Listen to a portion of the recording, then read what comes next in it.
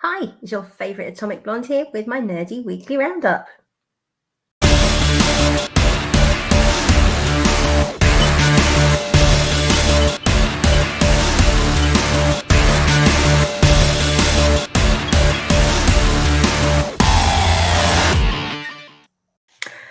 Hi everyone, welcome to a new weekly roundup and one minus She-Hulk. Yes.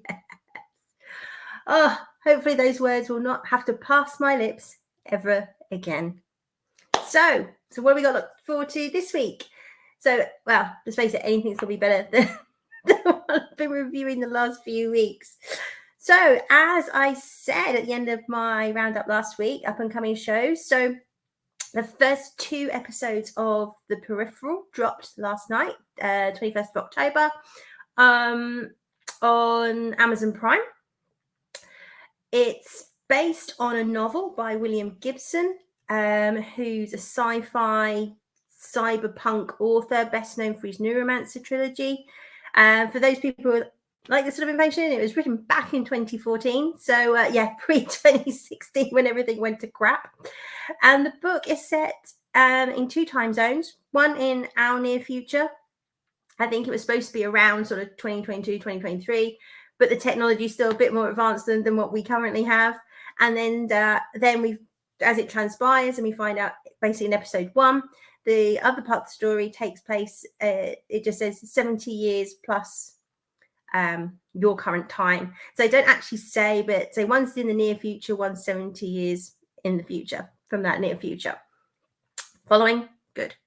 The show itself, the producers are Jonathan Nolan, and I think it's his wife. Obviously, he was heavily involved in season 1 of Westworld, which was a great season. Season 1, he stepped away. Season 2, left it to his missus, and we all know it went off a cliff. So, based on the author of this and Jonathan's involvement, as I said, I was probably 50-50 going into this with it. Amazon's mixed record recently. And I'm kind of, pleased to say actually that I enjoyed the first 2 episodes. The first one I felt was better paced than the second, but there's a lot of world building that has to be done. And to try and explain what on earth is going on. And I've started reading the book, which is similar yet different.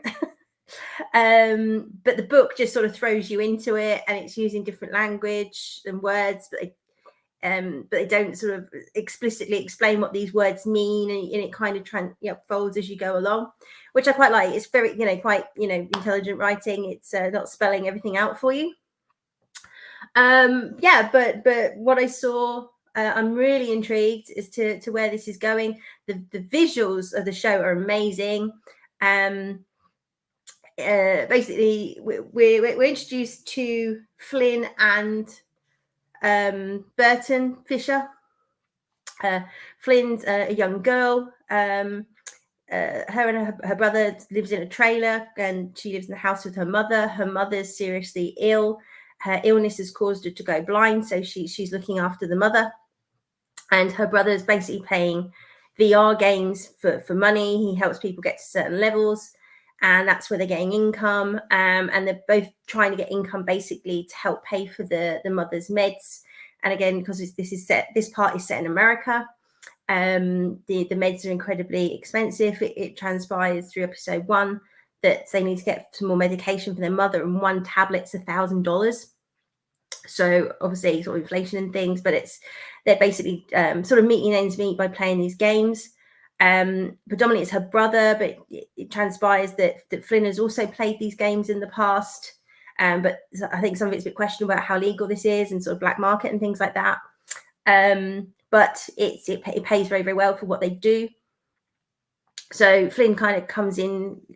But Burton's playing on his VR machine, and Flynn comes in, and he asks her to cover. He's going to go to the loo or whatever. And she jumps in on the game, and some of his mates are also in this game, and she basically helps him find this map and helps him progress. And then the brother comes back in, and then there's some conversation, and he sort of jumps out the game, and then there's conversation between the two of them that she's gone to give the mother her meds, and it's the wrong milligram. They're sort of heavy, like painkillers, and she basically accuses him of sort of swapping the meds out, and he's taking the stronger meds rather than her. So at this point, we know he's on medication. I mean, he looks physically fine, so we don't know why he's on medication. Is it just to sort of stimulate him while he's playing these games so he doesn't have to sleep? We don't know. So they have a bit of a set to. He goes back into the game, and she goes off to work. She basically works in a 3D printing shop. Not very exciting. You know, she's a very bright girl, but she can't really go anywhere because she's looking after her mother. We're introduced to a number of characters. One's a policeman in the town, Tom, who seems to be her sort of childhood crush, but he's getting married to someone else. The people she works with, it's a small American town, and you know, everybody just sort of going about business, like nothing really happens. Very sort of sleepy little town. So it then, you know, so they kind of meet a few people, and sort of the day passes, and then she goes back home, and her brother says, "Oh, I've been approached by a company to try out this new VR sort of headset kind of thing," and they approached him because he'd completed a certain level of another game, like level 100, that hardly anybody does. And he's like, "Well, I know I didn't do that. I only got to level 87 or whatever it was." So it was like her playing as his avatar. And he says, like, you know, but if we do this, the amount of money on the table, it'll set us up easily for the next like 3 months. You know, we can take care of mum. So you need, you need to help me do this. So she agrees to do the simulation. And when she drops in, this is where we find out about the other world, the other sort of time period that's going to be in the show. And it's London, but say a very futuristic London. The pavements are kind of shiny, and there's like they all sort of light up as you drive along, and there's sort of like electric cars, and there's all these sort of monolithic buildings or sort of statues around the existing buildings. And it's basically her brother, like an avatar has been built, and it's her brother, because they're obviously expecting it to be her brother. And as soon as he gets there, there's a bike, and he's on a bike, and he hears this voice in his head. And this is basically the person guiding him, what he believes is through the game. He drives up to Buckingham Palace, but it's not Buckingham Palace anymore. They don't elaborate what it is, but they just say, but so do you know where that building is? And he goes, of course I know. And she goes, well, it's not that anymore. And he goes in, parks up, and enters this building, and there's some sort of party or sort of soiree, I guess, in happening. And this voice like, look round, you're looking for a certain person, someone attractive, and he's like, she's like warmer, hot, cold sorting as he walks through. And then it's basically a young girl sitting on sort of like big chairs with a drink, and everybody's clearly very wealthy who's there and very connected. And he's basically, his mission is to get this woman to take him home with her. And obviously, bear in mind, this is his sister playing, so she's got a chat up a woman. We don't know her sexuality.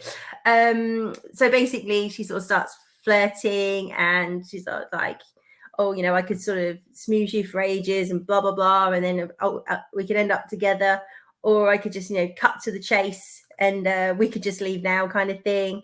And I think, you know, these sort of people are used to people sort of brown nosing them and being very, so she's kind of taken aback by this approach, I think. And yeah, you know, the brother's a good looking guy. So they basically leave the party, get in the car. When they get to the car, so it's a sort of futuristic electric Rolls Royce. And there's all these sort of android servants. So at the party, and the chauffeur's this android, and the voice tells him that this is their chauffeur, but also it's programmed to protect the girl, and it won't hesitate in killing him if her life's in danger. So they're in the back of the car. They start making out. And the voice says, you've got a glass vial in your pocket.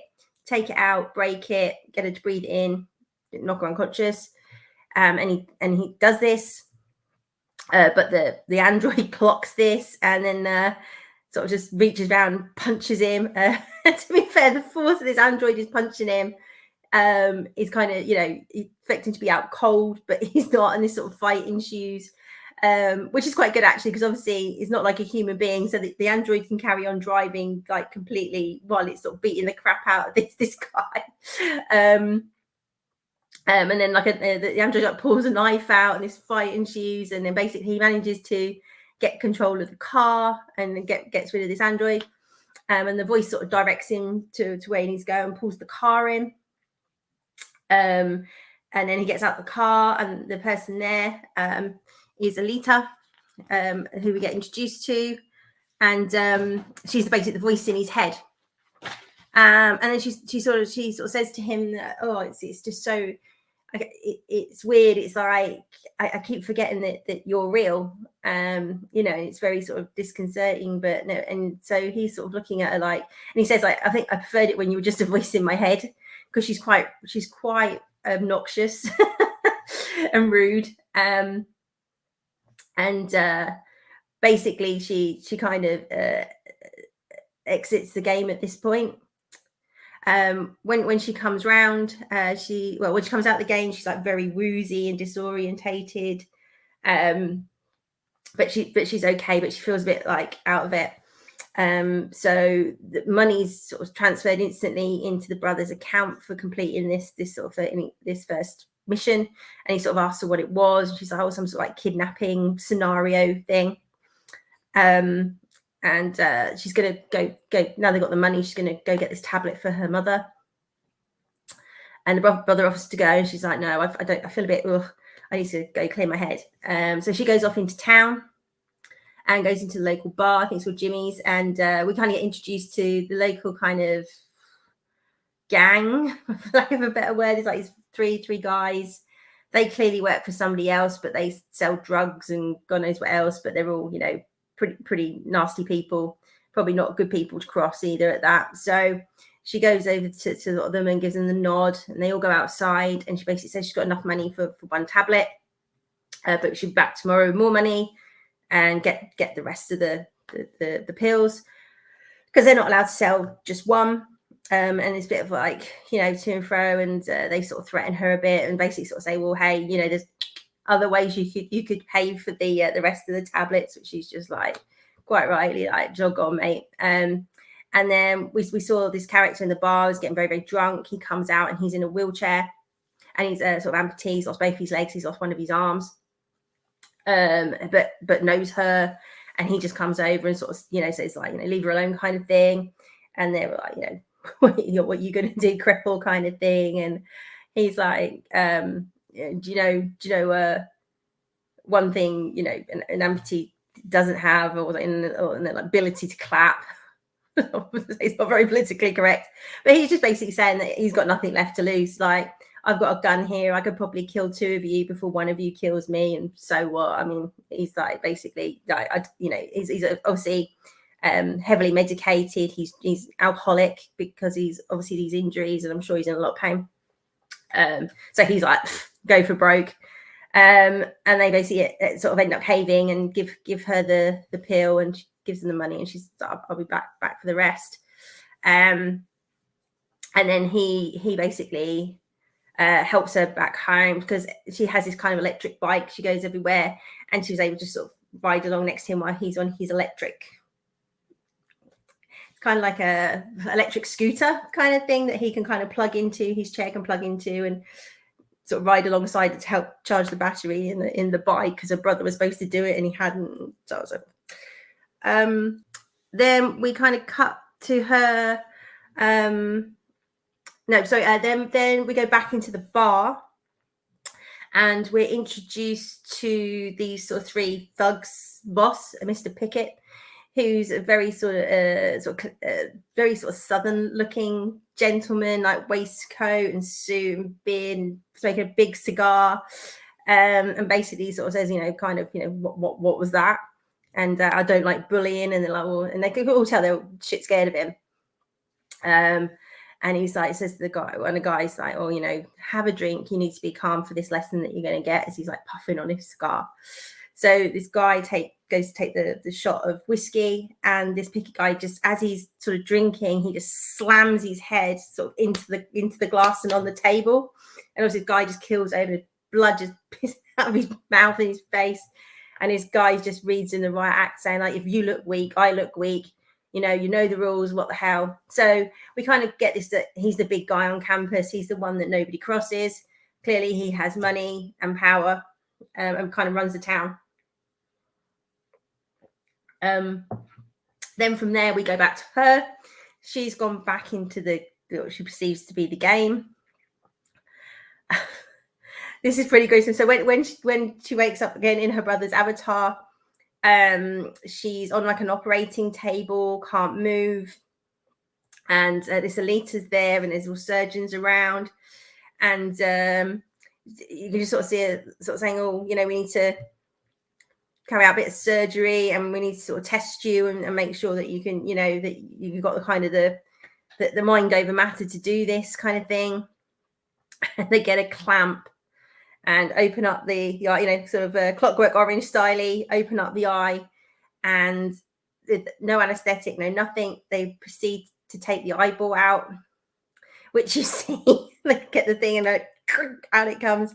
And obviously she's kind of like in her head, like freaking out. And in her head, she's trying to say end game, exit game, like you would in any VR. And Alita's saying, well, you can't do it. I initiated the connection. Only I can end the connection. And you're going to have to kind of, mind over matter. You've got to convince yourself it's not real. Slow down your heartbeat, because otherwise you're going to have a stroke or heart attack or something.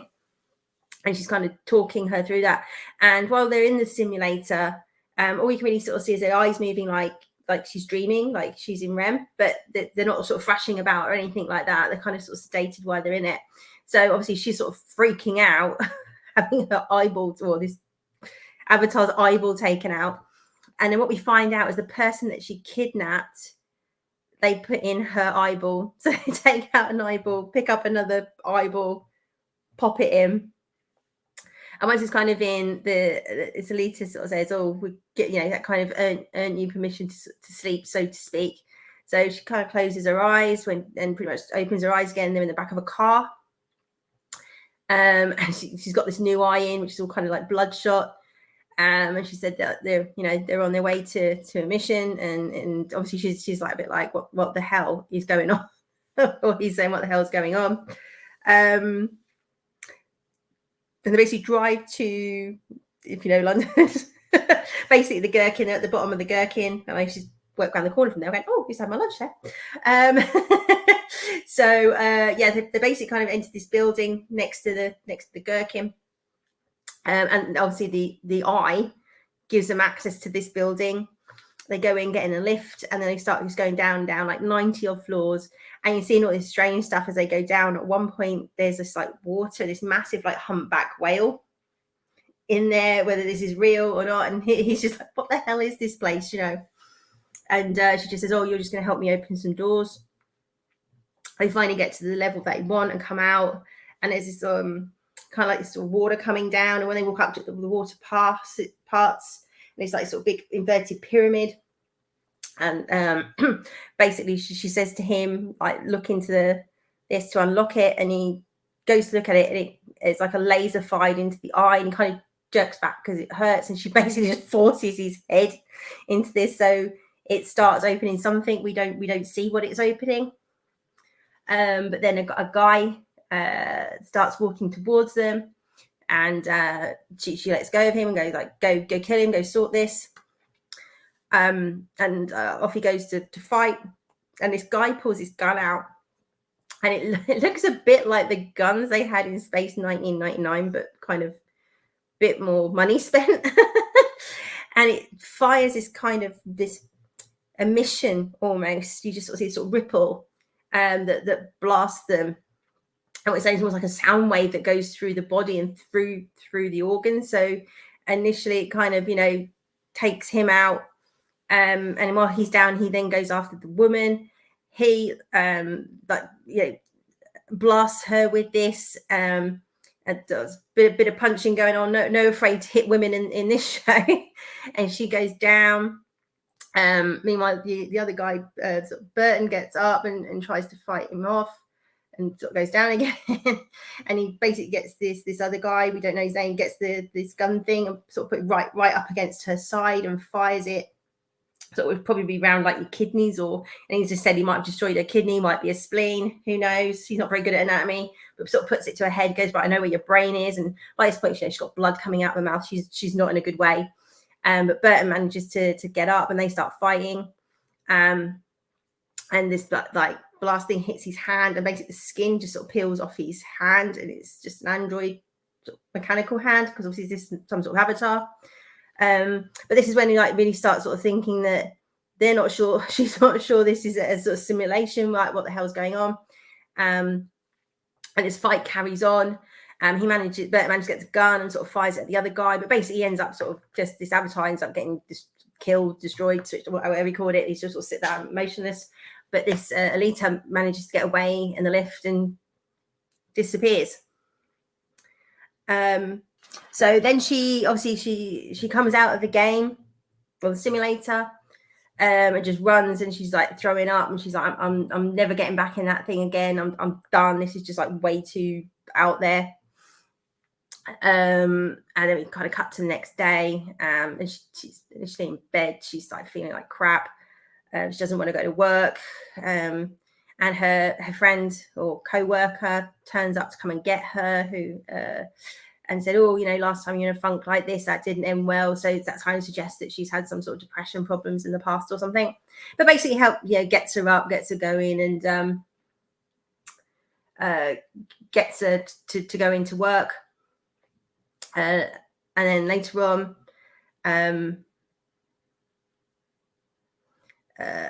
they have these kind of wristbands that kind of slap on, but that's actually like their sort of watch and their phone and things like that. And she gets this call come through from Cold Iron, and Cold Iron is a company that's asked them to do the beta testing on the sim equipment. And this guy basically tells her that she's in danger, that she needs to get back in the sim. They've got to make contact straight away. And she's just like, oh, whatever, go away. I'm not interested. I'm not doing this again, and disconnects the call. Then when she's in the printing studio, obviously there's like sort of electricals everywhere, and she's sort of closing up. And this message starts coming through saying it's really urgent. You need to get back in the sim. Basically, a hit's been put out on you on the dark web for $9 million. The only way you'll be safe is if you get in the sim and then contact us, and we can protect you. And she's just like, oh, are you insane? And she just sort of turns everything off, goes back home. Her brother's there with a group of his friends. It's the evening, and they're all sort of sitting there, and she sort of goes, what the hell's going on? Where did this sim thing come from? I've just had this message that someone's coming after us for like $9 million. There's a hit, and all his friends start laughing, and it's just like, sort of what's going on. And she goes up to the house, go check on her mum, and then her brother explains to the guys about the testing that they're doing, and whether it could be something shady. So they kind of take out a tablet, and he says, oh, do you still have those, to one of his friends, like, do you still have those drones in the car? And then we sort of cut to them having all these drones, and this is where we sort of find out from the conversations of the brother that he and his friends were in the military, and we see that they have all these like implants under the skin. So this is basically transpires that obviously that they've all been discharged, and with like either like obviously their friend Connor, who's been amputated, but some have got PTSD, but also they get pain and problems from all these implants that they've got, and that's why he's on the meds that she accused him of stealing earlier on. So this sort of clicks into place. They fire up these drones, and they're all able to sort of like link to these drones, so I think they can see what the drones are seeing. And it sort of episode 1 kind of so they basically see from these drones that there's about 12 mercenaries / soldiers coming towards them. And that's kind of where episode 1 ends. Oh, there was a small scene that happened earlier on with there's like the sort of town sheriff is in a petrol station and he's like getting coffee or whatever, and these 2 SUVs pull up, and again these sort of mercenary types. There's only got 3 of them, get out, but they look pretty sus, and the sheriff's sort of eyeing them up and like, what's going on there? Looks a bit dodge. So they pull out and he follows them, and they basically start speeding up. And he sort of then puts the sirens on, and they're sort of going down these windy roads, and he goes down the road, and they've just disappeared. They're not there. So he pulls over and starts looking around. And what's happened is that basically these SUVs have like cloaking technology. So they've like pulled over. The SUVs are cloaked. And one of these mercenaries gets out and tells the sheriff just to stand in the road. And he's like, well, why? And he goes, well, I'll kill you if you don't. So the sheriff kind of steps into the road. And then one of these cloaked SUVs just plows straight into him and runs him over, and you sort of see him bouncing across thin air, basically. And they just leave him for dead on the road and drive off. So, and then obviously this leads to the team. So episode 2 kicks off with this team basically arriving at their house. His brother, I think, used to command all these friends that they're all in the same unit together, but he's sort of calling the shots. So I guess he was the one in charge. And they're all sort of strategically placed where they're all hooked in with these implants and stuff. Obviously, they can see them coming. And this fight basically ensues, and him and his mates are able to basically sort of take them all out. One of them gets into the house, and the Flynn basically runs upstairs and manages to get like a shotgun, and she's there, and she's like gonna shoot the guy because he's on the other side of the bathroom door or whatever. And also it's just like shoo, his brain's just like the brother like sniper outside is just taking him out, absolutely no messing. And this all happens like pretty quickly, but it's quite cool. Like I said, they're pulling punches in the show, and that's one of the things I quite like about it. It's quite a lot of action. But it's kind of quite, it doesn't pull any punches, it's quite, there's lots of blood and, all that kind of stuff. So basically after they sort of obviously sort of secure the perimeter, and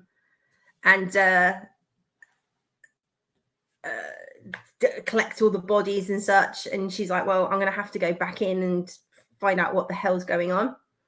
So she goes back into the sim, but this time when she wakes up, she's in an avatar of herself. And we're introduced to this guy called Wilf Netherton. And he knew Alita, and he's working for a Russian guy called Lev. And Alita's basically gone missing since this mission that went wrong. So we're not quite sure how much time's elapsed between the mission, because in our time it's been like sort of 12 hours or something, 24 hours. So I'm not sure if it's the same in the future. But anyway, he sort of introduces himself. He explains that she's in a peripheral and what a peripheral is, and explains that she's 70 years in the future. And they basically need her help to find this Alita for this guy Lev. And she's sort of like trying to say that I've time traveled, and he's like, no, you've got a sort of avatar here. They call it a stump, and basically your conscience is downloaded here, but obviously your body's still where it is. And he also needs your help, and she's like, well, why should I help you? I'm just, I don't know what's going on. Someone's just tried to kill myself and my family. I'm kind of out. And he basically says that we can help you. Your mum's basically going to die in 4 weeks. And she's like really taken aback by this, because she's like, well, my mum's ill, but she's not that ill. She's not terminal or anything. And he hands her a newspaper with the obituary in it. They obviously 4 weeks from now, and sort of dies of a brain tumor. And he says, well, we can help you. You know, here we've got medicines. I've basically sent through to your local pharmacy the ingredients they need to put it together, basically to create a treatment that can help your mother, and obviously will financially help you as well, and we can help protect you. So obviously she's very skeptical of all of this, and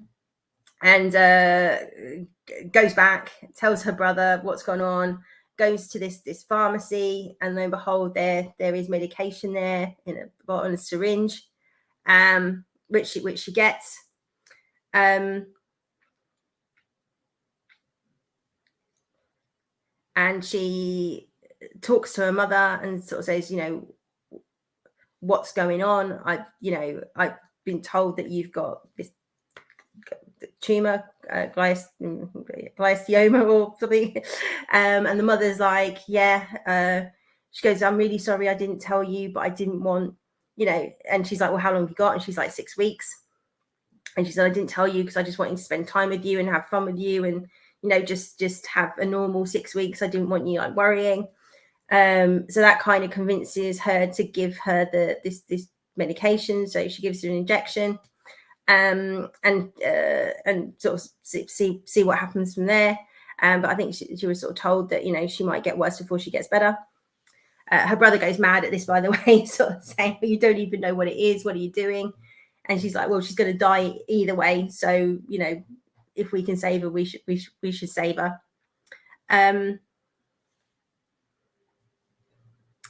So then she goes back into the sim to see this guy again, and this is when she actually gets introduced to this Russian guy, Lev. And they basically explain about the avatar and they're what they call stumps, and when she's in her time, these things go on an 8-hour sleep cycle. They're just dormant while they're there, but when they come back, obviously they activate. But when someone from the future makes contact from someone from the past, the timeline's running in parallel, but then it sort of branches off, and then a new timeline starts from the moment they make contact. They don't really explain what the implications of that are yet, but obviously that person's life will change from their original timeline, from when they made contact. So I guess we'll find out that maybe the repercussions of that later. And she's like, you know, well, what do you want from me, or why am I here? And they're basically saying that this Alita woman gave them access to her. She has access to this server, which allows them to do this. There's very, very few people that have that connection. So they need to make sure that they can maintain the connection with Flynn, because there's some information that they need. And they're like, well, she's like, well, what do you need from my time? What is it you're after? And they don't say. They're like, oh, it's, you know, for her first priority is finding Alita, and you're the last person to see her. She then sort of says about her mother, and like she's given her the treatment, but they basically say that there's only about a 57-60% chance that it will work. And she's like, well, not good enough. You need to make sure that it works. And if my mother makes it, then I'll help you. I'll tell you what it is you need to know. She comes out of the sim. She tells her brother the conversation, and that they're going to try and help protect them, that they're watching them. So they'll try and give them as much notice as possible if anybody else comes after them. But they can't guarantee it. But also they'll give them money to help, you know, protect themselves. They're offering $250,000. And the brother says, well, as soon as that hits my account, you know, all our benefits go out the window.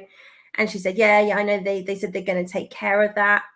And it cuts to this bar in town, and they're there with their cousin, Leon. And he's like, woo, I've just won the lottery. So basically they've rigged it. So they've won the lottery. So they'll get this $250,000 through this lottery win. And Leon's a bit like, oh, what? It's great that he's won it, but basically it's all going to go obviously to them buying weapons and protecting themselves. They're sitting there, the three of them having a drink, and this Mr. Pickett sends over beers. which they all sort of take, and they're like from Mr. Pickett, so they're all like really uncomfortable, and they were like, thanks, cheers, and initially like Flynn's like, and her brother's like, manners, like, come on, don't poke the bear. So she basically spits in the beer and then toasts him. But again, we're just saying more about this sort of dynamic and this guy who's really shady. And then a bit later on, we see, and then it goes back, and we sort of see Wilf sort of talking to this Lev guy, and he's asking the question about what's in the past, what's so important, why do we need this girl? And he basically just sort of warns him off and sort of says, you know, we're good friends, and I'd like to keep it that way, and it'd be terrible if we weren't able to continue to be friends. So he's basically telling him, like, mind your own business. You know, this is bigger than you, and you don't need to know. So there's something quite, you know, shady about why they want people from our time. And then we last week I see Mr. Pickett. He's in his apartment, and again he's in like a full VR suit because he has money, and we see him in his VR reality, and he's in like sort of a Cuban bar, and the guy's coming over and sending him over Cuban girls and whatnot. And then this guy comes over with a suitcase and sort of says, you know, we'd like to make you an offer. And he's like, what the hell's going on? have you hacked my game and all this kind of thing? And he opens a suitcase that's just full of like $100 bills, and basically says, you know, so the upshot is that they want to hire him to take care of some people, and they believe he's best placed to do that. Obviously, 2 and 2 together, they want to hire him to kill Flynn and Burton. You know, they don't come out and say that. Initially, he's just like really peed off, and he just comes out the gate like, how dare you hack me? Don't you know who I am, kind of thing. And he just sort of comes out the game. And he hadn't agreed to it at that point. But let's face it, he's a rich, powerful man being offered a lot of money. So I don't think it's going to be a huge stretch for him in the next episodes to go after them. And that was basically it. So first episode, very fast paced. Second episode, sort of initially fast paced, slows down a bit. But I think they've done a really good job with the world building to sort of show up, you know, their lives now, and the challenges they have, and the medical problems that they have, and looking after their mother, and then building this sort of future world in the UK where everything's just a bit weird and surreal and not quite real. Even, you know, the peripheral that she goes to, is that real, or is that another VR that her consciousness is dropping into? We just don't know at this stage. But so I really enjoyed these 2 episodes. Massively intriguing. As you know from my other reviews, I love these sort of shows where you have more questions than answers. As long as they do get answered, I'll be happy. But the fact that I know that it comes from a book, which, albeit I'm only just starting myself, and I'm kind of actually pretty much in the same spot as these 2 episodes, I don't know how well the book ends. So it's always the gamble. But yeah, I think if, you know, I really enjoyed it. I think there's a lot there. You don't have to be a sci-fi buff either, I think, to enjoy this, because you have kind of got the action and this sort of, you know, intrigue, almost spy-like element happening with this as to what's going on. But I said the effects are brilliant. The stuff in the sort of London, and things just sort of merging and transforming. And this woman has these sort of tattoos on her body that move and change and augment over her back. It's really well done. And like I said, the gory stuff of like taking out eyeballs and things like that, they're not shying away. It's it's pretty full on. So far so good. I mean, I hope they maintain what we've got so far. I think it's 6 or 8 episodes. I can't remember. But I assume they're going to be dropping once a week now. We obviously had 2, but then they tend to go to once a week. But I'm very much looking forward to the next one. As I said, it's I'll carry on reading the book, but say the book is sort of similar yet different. Even the premise of what she's seen is different. She actually sees a murder in the book, as opposed to them kidnapping this woman. So the stories might diverge, but the kind of premise and the world is very similar to what's in the book. So I'm really looking forward to sort of watching and reading at the same time, and see how the stories are same, or they go off on completely different tangents. But I can feel like I can read the book without it sort of spoiling what's coming up in the show, which is good. The acting's very good. The chemistry between the 2 lead characters, the sort of the Burton and Flynn, they're very believable as brother and sister. You know, they clearly like love each other, but you know, they squabble and bicker like brother and sister as well. So I think that casting is very good. Yeah, so we have to see where it all goes. But do check it out. As I said, Fridays. So it's going to be weekly on Fridays on Amazon Prime. So good old House of the D. Whoosh. So this is the penultimate episode. If I could speak or say the word would be helpful. After last week's absolutely gut-wrenching, heartbreaking episode, it was going to be a really tough one to follow up. I think overall the episode was good. Wasn't a bad episode by any means. There's a bit of silliness at the end of the episode that I'll get into, and a few people have kind of called it out. And for people that have watched Game of Thrones, there's a few red flags for them in terms of like episode 8 or season 8. Obviously, I don't have that baggage, so I didn't view it that way, but I did think the decision was a bit odd, I will say, based on the character and what we've seen so far. But overall, it's still a good episode. It all focused completely on the Greens, so the Queen, Alicent, her father, and her boys. So obviously Viserys died at the end of the last episode. Him dying peacefully with a little tear rolling down, thinking that he'd sorted everything and everything was going to be happy. But unfortunately, he was speaking to Alicent, not Rhaenyra, his daughter. And Alicent took from this conversation that he changed his mind and that he wanted Aegon on the throne and not Rhaenyra, and that wasn't the case at all. So this is now, well, I think what we learned from this episode very quickly is that what happens next was going to happen regardless. But Alicent is backing it because she believes this is what the king wanted, where I think, you know, she probably would have fought against it, or certainly wouldn't be as a willing participant as she turns out to be. So it obviously starts with the servants coming in to tell Alicent that Viserys has passed away because they sleep in separate chambers. She's genuinely distraught. She's genuinely upset. You know, she cared, probably did love Viserys in a way, but you know, she genuinely had feelings for him. So she goes to see her, she gets dressed and then goes to see her father, Otto. She tells Otto what she heard from Viserys and that he changed his mind and that he wants Aegon to be on the throne. And the king, and Otto's a bit like, really? And she's like, I promise it came from his own lips. This is what he said. And he's a bit like, well, whatever, we're going to take the throne anyway, kind of thing. So anyway, they call the council together. And there's all a bit like, oh, God, what's so urgent that you have to get us out before crack of dawn? And they say, well, the king's passed away. And then this sort of triggers the conversation of, well, what do we do now? And again, very quickly, so again, Otto reiterates that the king changed his mind and wants Aegon on the throne. And then one of the others kind of says, oh, well, so all our plans that we've been making, you know, we can just kick those in. To which the Queen is like, what the hell? You've been plotting to do this sort of behind my back.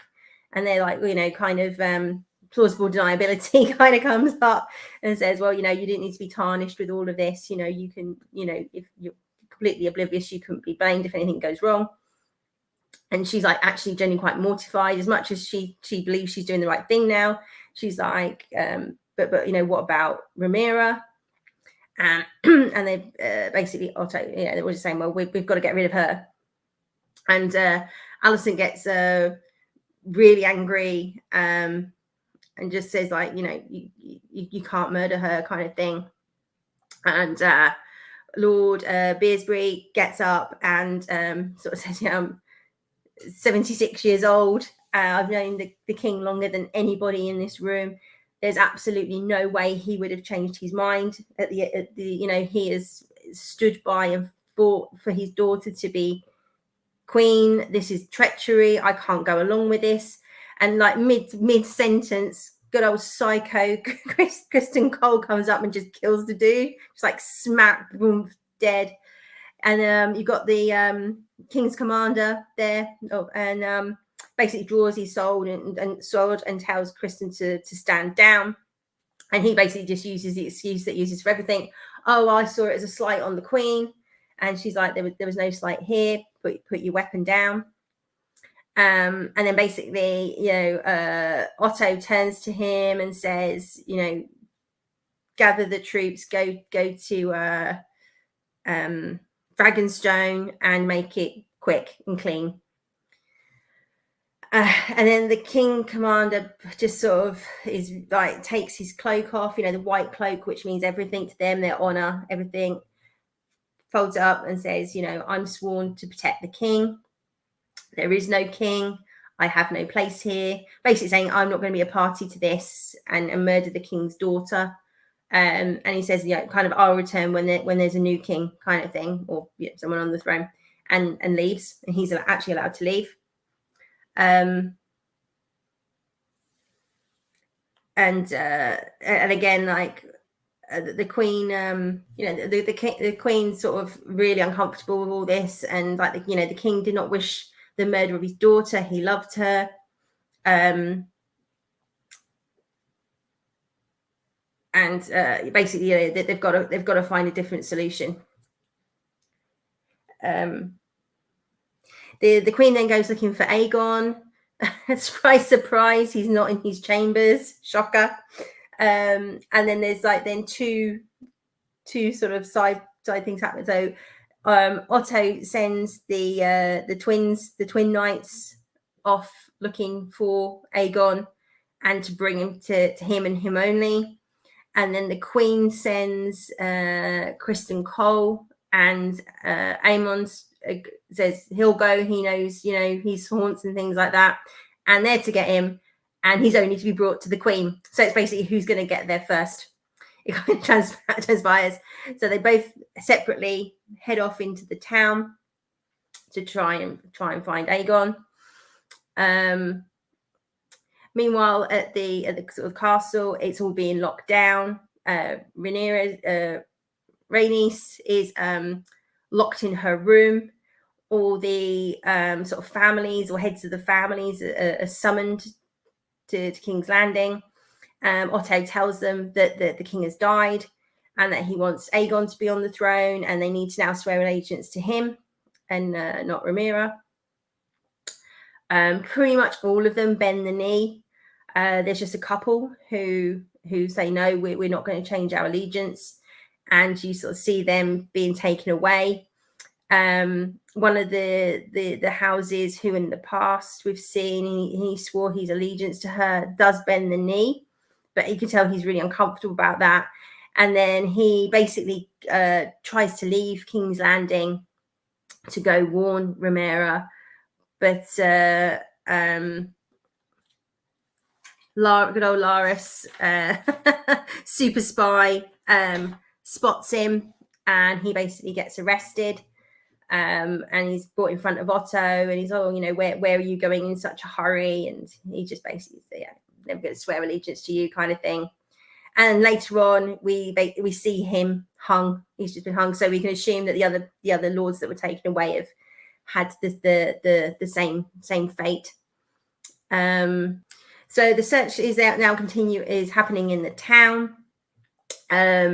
Aemond and Kristen go to the infamous street, I think Silk Road, and go to the brothels. They say that he's not been there. He's not been to one of these brothels in a long time. Like, his tastes have somewhat evolved, or are a lot less discriminating is the words they use than they used to be, and they're a bit like, well, what does that mean?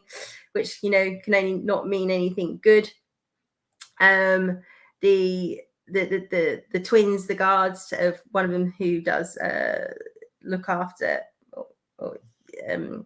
Aegon, they find there's this fighting ring, and there's basically kids in this ring fighting, and he said, how old are they? And goes, probably about 10 years old. and it's sort of explaining that their teeth gets filed down and then their nails get sharpened, and they're just ripping each other to shreds. Basically, it's massively distasteful, and obviously people are all betting on this and fighting on it. And they look round, and there's a young boy, probably about 3 or 4, completely white head.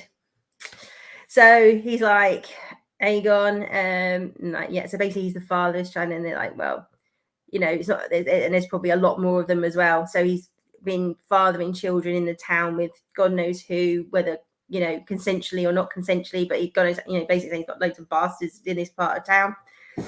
So it just sort of keeps getting worse. And like one twin's kind of not pro Aegon, but not against him, and the other one's just like, we cannot have this guy as king. Look how depraved he is. Look how he's carrying on. This is like, we can't support this kind of thing. Well, the other one's probably just more loyal to the Greens and the crown as opposed to Aegon.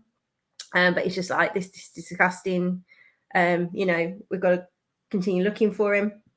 Then a girl approaches them and they're like, no thanks, love, we're not into that, you know, we don't pay for that. And she's like, no, that's not what I'm here for. My mistress knows exactly where he is. We can arrange a meet with her, and for the right price, she'll tell you where he is. Obviously, they relay this back to Otto, who then will come into town to meet her. Meanwhile, the Queen goes to visit Rhaenys, the princess, and obviously she's like, what the hell's going on? How dare you lock me in my chambers? And she sort of explains obviously what's happened to the king. And basically sort of says that about Aegon. So she's like, basically, so you want to take the throne away from Rhaenyra. Like, the first thing you do is, you know, make a play for the throne. And Alicent's like, well, I hope you'll back me. And she kind of gives a speech again, like how, you know, she's saying to her, you know, you should have been queen. Viserys would have made a great lord. You know, he just would have loved his history and reading and writing books. And he would have been so much happier if he wasn't king. And, you know, you kind of, and she's a bit like, come off it. You know, don't give me that bull crap. You know, she's a great character in that sense, you know, and she says, you know, her house isn't that fickle.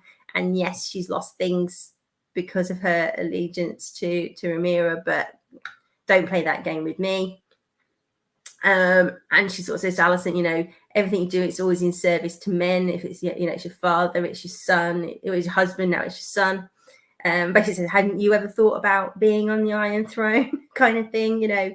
So Alicent kind of dismisses this and just says, like, you know, we're going to leave you locked in your room and ring the bell when you've got an answer for us. And leaves. Otto then meets with the girl's mistress, who turns out to be the White Worm, and she says she knows exactly where he is. And Otto has a massive, great bag of using Queen's gold, whatever they're made out of, like great big wallet. And he's like, right, tell me where he is. And she's like, oh, I want something else first. And he's like, oh. You know, so she but basically, you know, she says, I want the children protected. I want these fights to stop. I don't want the kids used in this way. And for worse, so you can only imagine, you know, what other debauched things happen to these poor young children. And she's like, you know, once your son's in place and you're there, and you know, you're the king's grandfather, use your influence and don't forget who helped you and who kind of put you there. Because she said, like, I could, you know, I've got him, he trusts me, I could have just killed him, but I haven't. I'm coming to you, kind of thing. And Otto kind of agrees, or said, I won't forget, and I swear to you, I'll see what I can do once he's on the throne, and I'll have it looked into. While they're talking, there's a little bit of contrivance happening that Aemond and Christian just happen to be walking past and see all this sort of taking place, and then follow the knights, and she obviously tells him where Aegon is, and I think he's in a church or something, but basically there's a big sort of stone circular candles on, with like and they hear this coughing, and basically there's a false side. They pull it down and they pull Aegon out, and he's fighting, and he's just surprise, he's drunk. And he's like, I don't want to be king, you're so unfair, I don't want to do this kind of thing. And they manhandle him outside, and then Aemond and Kristen are waiting.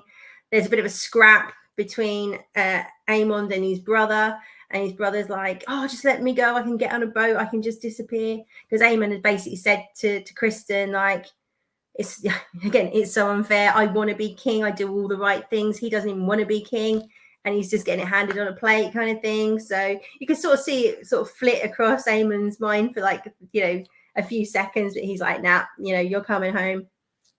And Kristen basically gets the sword off the guard, and they basically just take Aemond back to the queen rather than Otto. But ultimately it was all sort of going to end up in the same sort of place anyway.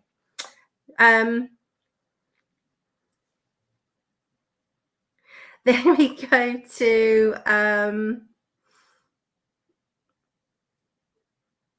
Loras. Loras goes to see the queen. I'm sure you've all heard about this scene. Oh my god, it's so gross. So he goes to the queen and says, I've got some information for you. And she's like, oh god, I'm knackered, what? And he goes in and she sits down, and he sort of tells her a little bit and then stops, and she's like, ugh. So then she sort of lifts her legs up and sort of rests her feet down, and he says a little bit more, and then again he stops, and she's like, ugh. Then she sort of takes her stockings off and sort of lifts her dress up, so she's showing her ankles and her feet, which obviously back in the day, in medieval, these sort of times, she might as well have been naked if she's showing her feet and her ankles and her calves. This is a very unladylike thing to do. And you can sort of see, because she's quite prim and proper, Alison. Obviously, she's very like religious, and kind of what spiraled all of this was that she didn't approve of Rhaenyra's behavior, and obviously sleeping with someone other than her husband. So she's very moralistic when it comes to this sort of thing. So for her to do something like this is quite quite racy for Alison. So he continues to give her the information, which is basically that her father has a network of spies. He's known about the spies for years, and they basically, help keep his power and help keep him one step ahead. And that's how Otto was able to find Aegon before her people could. And she's like, basically, is this something that, in your wheelhouse? Can you take care of this? And he's like, I'm like, yeah, leave it with me. And then sits there and sort of pleasures himself in front of the queen while looking at her feet. It's just so gross.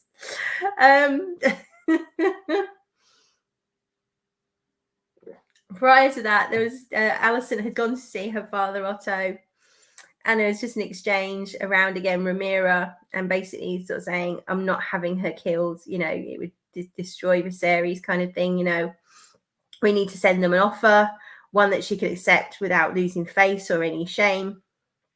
I'm not having, and Otto's like, you're being very naive and stupid. While she's still alive, people will rally behind her. There's always going to be a cause for a civil war, and you're never going to be safe. And Alison's basically, I think after was kind of what Rhaenys said to her, just like is putting her foot down, going, I'm in charge. I have Aegon, like she has Aegon's ear. I'm his mother. I'm in charge, and you're going to start listening to me. Is basically what Alison sort of lays out to Otto. To which he's a bit like, this isn't going to end well. Even like it's his daughter, and she basically turns around and says like she's fed up with him manipulating her and telling her what to think, her whole lot. And he's like, well, I made you queen, didn't I? And he's like, and she's like, maybe so, but this stops now. I'm in charge. So that'd be interesting to see how that one plays out. Then we've got one of the twins again, the Kingsguard, helping Rhaenys to escape, and gets a cloak, smuggles her out of the castle into the town. They're trying to get down to the port so she can get on a boat and escape.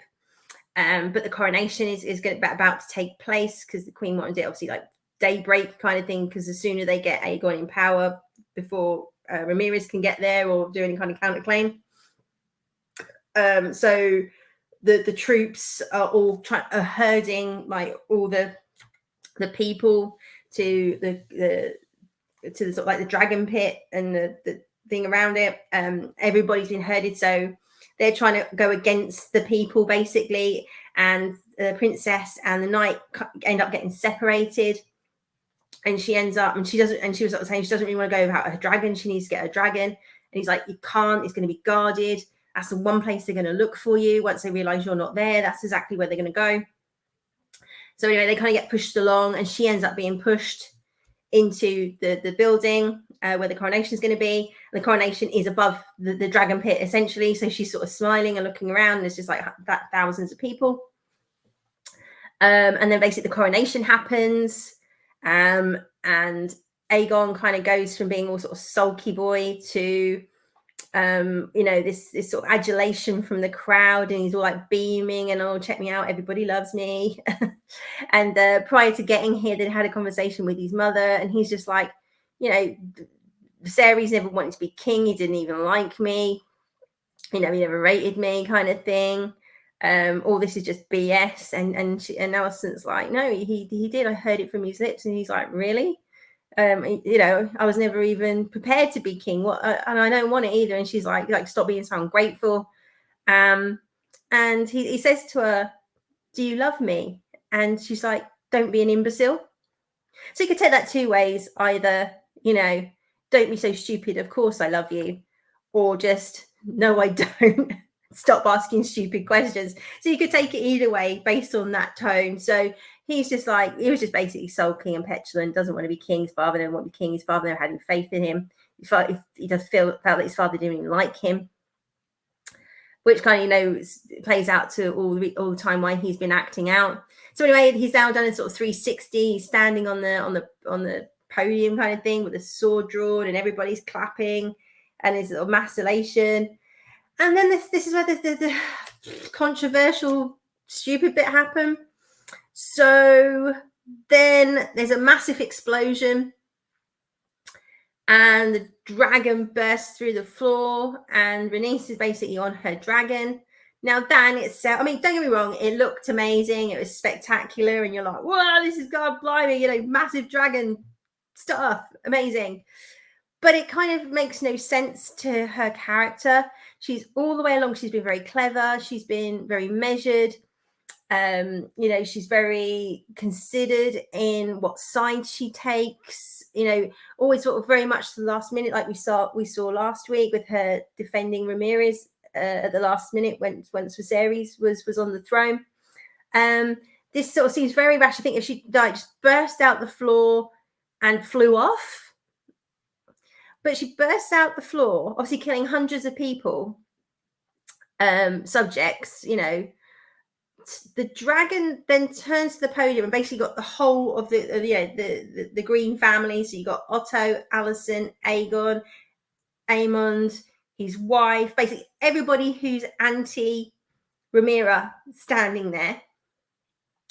And the dragon sort of, opens its mouth to burn them all to a crisp. Alicent stands in front of Aegon, protecting him. Not that she could really do much, but like I guess any mother would, they'd stand in front of their child.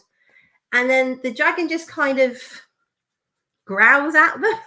I don't know what you call it, screeches at them, and then flies off.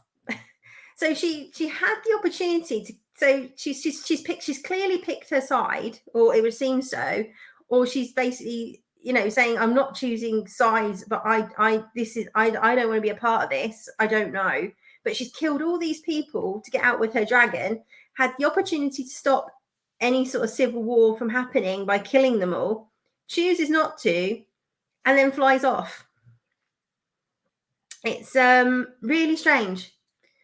Really strange. So I think, and this is where I think the criticism is legitimate, to say the action just doesn't have any logic to it, and really goes against her character. So I understand the criticism, and I'm a little bit, with it, going, This is like the first stupid thing that's happened in 9 episodes. Everything else, yeah, there can be a little bit of contrivance or that's a coincidence, but there really hasn't even been that much of that, really, apart from, again, from this episode, with Eamon and Kristen just happening to stumble across Otto, it's a big town and all that kind of thing. But yeah, a really strange decision that they've kind of gone for. I don't know, it's because the penultimate episode, so they wanted a bit of pizzazz or a bit of action, bit of, I don't know, but it just really, the fact that she chose just to fly off and not take out any of the greens makes no sense at all. So unless they're going to explain it in the next episode, which is fine, I'm quite happy with if they do, the explanation might be stupid, so you still go, or the explanation might make sense, even if you don't agree with it, or they're just going to ignore it. And I think if they ignore it, that's the worst thing they can do. That she needs to give some explanation why she'd, without hesitation, kill all these people, but then not kind of follow through in any way. We're taking out Eamon or Aegon. I don't know. So it's a shame because it's been such a consistent series up till now. But it was a good episode. I'm not going to say, oh, it was crap, don't bother watching it. It's all gone to pot. It's all derailed. Which I think a few people have been a bit extreme. It's like, all right, chill out. There's like one scene at an end of an episode you don't like out of 9 episodes. I think like Baby and Bathwater springs to mind. But yeah, it was just a very strange decision, which I'm really hoping resolves itself in the finale this Monday. That if there's, say, some sort of explanation, even if I don't agree with the explanation, as long as they just don't ignore it, because there's a really yeah, we'll see. But it does. But apparently, this didn't happen in the book, and pretty much they've been fairly faithful to the book. I understand it so far. They have changed some things around. Some things have happened sooner than they happened in the book. But I guess this is why the Game of Thrones people who watch Game of Thrones are a bit twitchy, because as soon as they aren't following George's writing, it kind of goes off a cliff. So I think as long as I can loop it back into the story and back into the book, hopefully we're good. So we'll have to see. I'm absolutely reserving. Like the episode as a whole was good, and even like the effects of the dragon and everything else, it was still good. But it's just it's just a bit jarring. I think for that character, it really just didn't make sense for that character to do what they've done. But let's see. I'm still very optimistic about the final episode. It's this one was the Green Council. The next one's called the Black Queen, which is obviously Ramirez. It's going to be a very Ramirez Damon heavy episode. Well, I hope so, because this whole episode was just the Greens. So it's certainly stacking up to be a really good finale. I really hope they nail the landing, because it'd be such a waste if they don't. We've had 8 completely solid episodes, one good episode with a questionable decision at the end. I really, really hope the finale's good. Fingers crossed on that one. And so that will be on Monday on Sky and Now TV, for those who don't know. And I say, yeah, don't let it put you off if you haven't watched the series yet. It's still good. Just fingers crossed for that bloomin' finale. As we've heard, there are going to be 4 seasons, so we've got another 3 to go. So this finale needs to be good to get people to come back, because, say, the Game of Thrones people, I think, been burned once, they will be not very forgiving at all.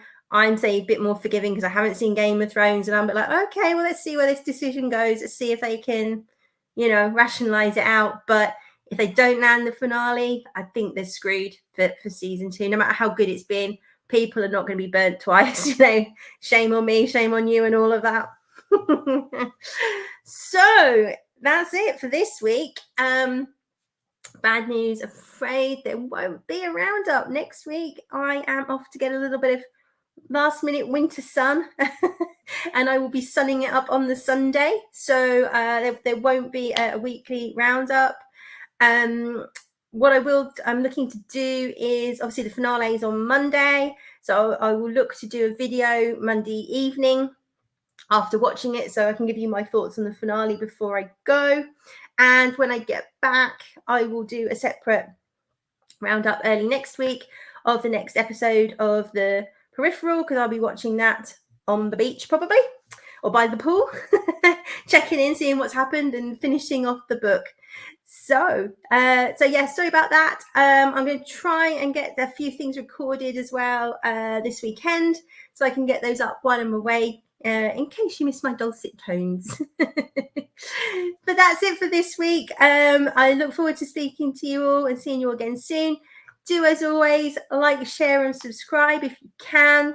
The more you can share, the more people can see this, and the likes do really help. The more people that like it, the more YouTube promotes it. So yeah, that's it. Have a good week. I will see you in 2 weeks' time. Take care. Bye-bye.